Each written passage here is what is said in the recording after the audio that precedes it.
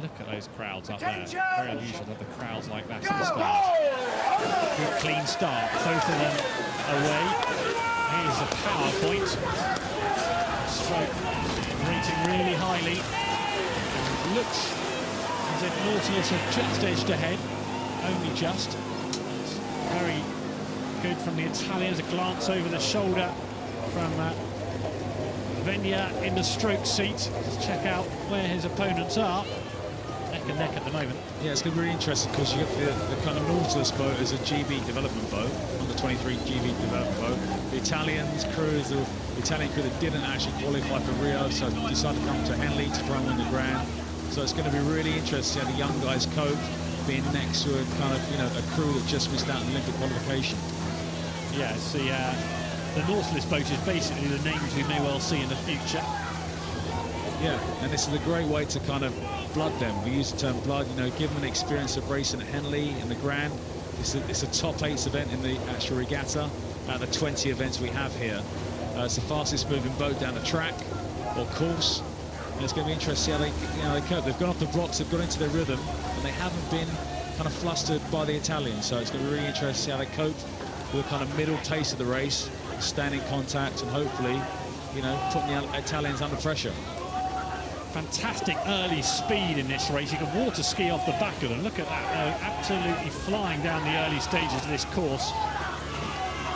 The British boat Nautilus furthest away from the camera on the Berkshire station, just edging ahead of the Italians in the last few strokes. Team Italia with some work to do now. That's a good couple of 100 metres to the Great Britain boat. Yeah, and the Nautilus boat there got into a rhythm. You can see they're taking less strokes per minute. They're not rating as high, and they're really using their power into this headwind. But the Italians are at a higher cadence, moving up and down, maybe a bit too quickly for these sort of conditions today. Yeah, Nautilus just calming it all down now as they hit the midsection of the race. As Mark says, reducing the strokes. Efficiency. So you can just see from that shot there, the Italians are doing, you know, they're kind of up and down the slide more than the kind of Brits. The Brits are just sitting there nice and cool in their rhythm, just laying it down. Spot the odd one out. Someone's lost his sunglasses. Well, some people like racing in glasses, some don't. You know, some people get worried about water splashing on them, not being able to see. Some people like to have glasses on so they can kind of be in their own bubble, and not worry, and kind of stop the reflection from the water. Infino decided not to bother with sunglasses. The rest are shielding their eyes. It's pretty glary, pretty bright here. We've got intermittent cloud cover. And it is the key feature is the breeze, isn't it? If you're out on the water, it's the wind that will be the concern. Yeah, that's the challenging factor of those gusts. But, you know, the Brits put themselves in a really good position there. You know, kind of about 3/4 of lengths up on the Italians there in front. They can look back. And just as I said, they're at lower cadence, more work.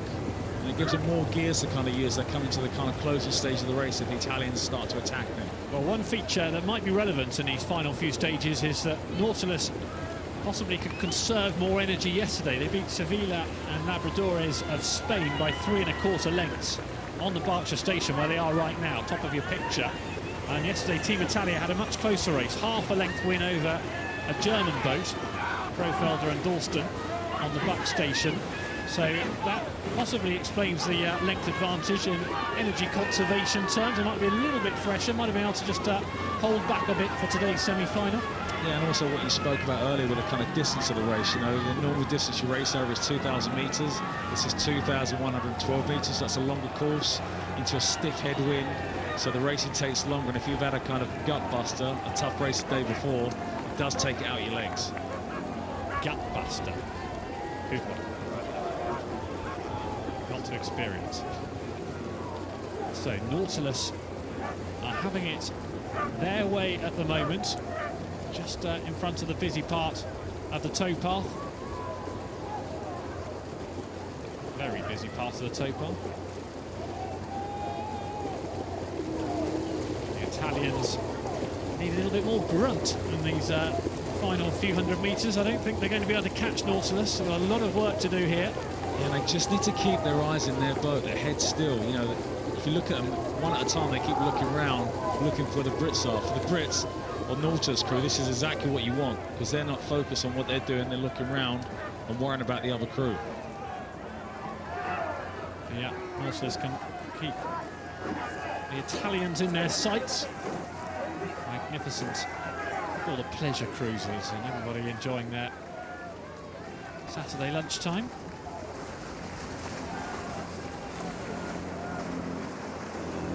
In front of stewards, which is ram-packed full again. And Nautilus looks set to book themselves a place in tomorrow's showpiece final, the Grand Challenge Cup.